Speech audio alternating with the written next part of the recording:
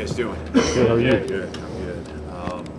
Before we get into questions and so forth, just want to, I know you guys are all wanting on the updates with some guys injury-wise, so I'll just read off the ones that will be out for the spring. A couple guys that are limited to, and a couple that are full go. Alex Asparuhoff, he'll be out. David Bird will be out. Long snapper, Bubba Hampton will be out. Cavante Henry, Damani Jackson, Deontay Lawson, Danny Lewis, Keon Sabb, and then we have some guys that are limited, really just to Indy only and non-contact, and Justin Jefferson, Caden Proctor, James Smith. So a lot of those, pretty much most of those injuries, all just from last season still, and expected. So. Nothing new there from our standpoint. I know it's probably new for you, but good to get out there. Practice one, comes and goes fast. Guys did a nice job, workmanlike mentality, just out there trying to do what they can. I think just like they have been the first 6-7 weeks of training, doing what they can to be their best and bring others with them. So good leadership. Accountability from just requiring, the maximum effort, maximum strain, and liked what I saw. I obviously don't want anybody to be hurt, but can those be kind of a blessing in disguise in terms of getting younger players or inexperienced players some reps? Yeah, with the list, there's a lot of guys that are returners and upperclassmen. So, there's a chance to build some depth, with our guys and get some younger guys a lot of reps. Coach, you mentioned leadership. Who are you seeing that from specifically so far? Well, I think it's a bigger group because we do have a lot of guys that are returning. So there's probably 10 guys that decided to come back, and I think all of those guys, along with any of the returners that were significant contributors.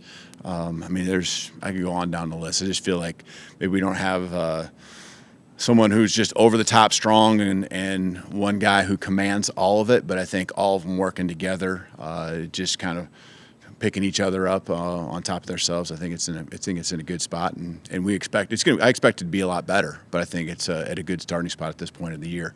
Anything starts over with a team. It doesn't matter if it's the leadership, the installs, the drill work. It all starts over every single season.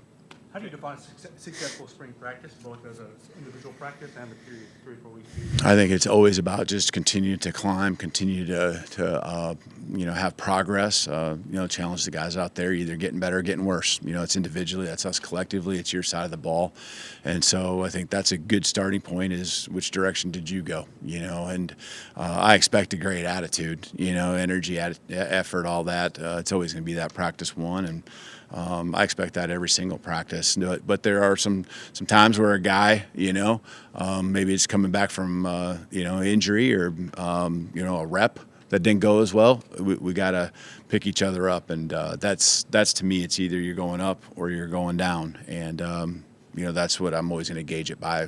Because in the end goal, it's to be our best and to be your best individually. Kalen, with Nick Sheridan continuing to coach quarterbacks, would you expect Ryan Grubb to gravitate a little more toward the OL because that's kind of where he comes from as a coach? Well, I think Coach Grubb will always still be involved with the quarterbacks. I just am a strong believer that your play caller has to be around the quarterbacks. But on your note, you're very right. It allows him to just do what you want a coordinator to do, and that's oversee every position. And he certainly has a lot of history and background with the offensive line. So I think there's eyes that start in certain spots when you're a coordinator beyond just the quarterback. And I think a lot of times his eyes, he can see it all. You can see him line up on the perimeter, but he also really is feeling and seeing and has that intuition on what's going on up front with the offensive line. So, that's really good with he and Coach Cap.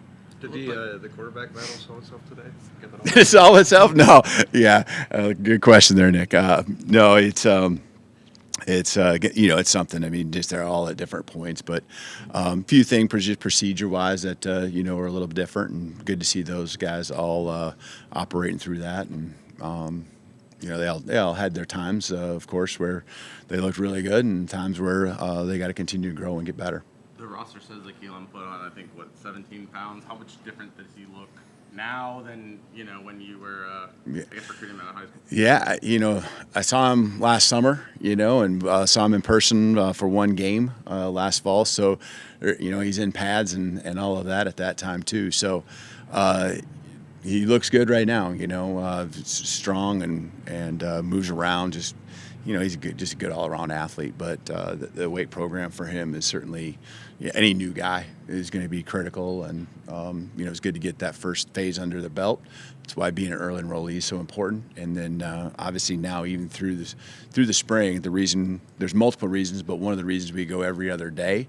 And not back-to-back ever is just so we can get big days of lifting in, really a minimum of 3 times a week. You mentioned Caden Proctor. I'm curious what kind of the plan is on your end for who you want to see kind of ready. Yeah, it'd be a combination because we don't want to, we got to have some guys that can move out. We're thin at that position, especially when you look at the experience at that position. So there's some couple of guys we can move out. Olas played a little bit of tackle, a couple snaps, but we want to make sure he can focus on guard too. So as we go through the spring, and we just didn't want to throw a bunch of freshmen out there with the ones or some younger guys. That was kind of one of the rotations we used in one of the team periods today, for example. With a guy like Michael Carroll who could play tackle but probably projects more to guard, do you use him more as a tackle now in the spring, or what's the plan? He took some reps there today. Again, you don't want to, especially for a young guy. I mean, there's a lot of, I call it bullets flying, right? And so you don't want to make it harder than it needs to be for him. But, and so you try to keep him in the same position for multiple practices. But also that flexibility for a guy like Michael does exist. And he does have that frame where he could play some tackle, even though, like you said, he probably down the road, end game, probably more of a guard. But, that's what I love about some of the guys. They're athletes, so they're versatile. They can play maybe not all 5 spots because that gets a little confusing, but you can play right side or you can play left side or you can play right tackle, left tackle, or right guard, left guard. The interior guys, really, you try to learn center as well. What are you hoping to see from the winner of the eventual quarterback competition? Well, I mean, it's got to be a guy that can deliver the ball, command the huddle, command everything we do with the team, just that presence and that belief and confidence in your signal caller. And so, it starts with a lot of that, just the belief. But the belief comes because you're making the throws and, you're getting the ball to the guys in a fashion where they can go make their plays and reap the rewards of all the work that they put in. You've dealt with a lot of high-end quarterbacks. Where does Keelan kind of how does he rank compared to other true freshmen that you've dealt with? I guess coming in, how more is he advanced to get that level? Yeah, he's up there. He certainly is. I mean, he's got a long ways that he to go because I think that's the way he looks at it, and he's excited about what this growth's going to be even during this spring. But his ceiling and what he accomplished through what you can see on the high school film, he's a pretty elite quarterback. Coming in as a high school senior, current freshman for us. Obviously, a young room at linebacker too. No. A young room at linebacker too with Justin Jefferson out. How important was kind of those winter practice sessions with those linebackers, and kind of what do you expect out of them? Yeah, really those guys being here for the pre-bowl practices. That was really good. Abdul, Luke, Duke, all the 3 of those guys. They really got a feel. And it's a social thing too. Just getting comfortable with some of the relationships, and then they get here, and they're already kind of off and rolling. In some ways, it ain't going to be long. We're not going to think of all these early enrollees not as freshmen anymore. We're going to think of them as almost sophomores. You mentioned that with Danny Lewis being out for the spring, between that and losing Dupree and losing Nudes, are you feeling as thin at tight end as maybe any other spot? Yeah, you're right.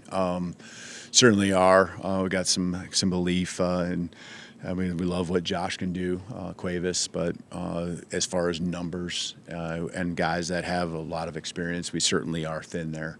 We expect, Danny by the summer, to be back and rolling. So he knows our system. It's just a matter of like the progress that we want to see him make, getting the reps that, would have been his.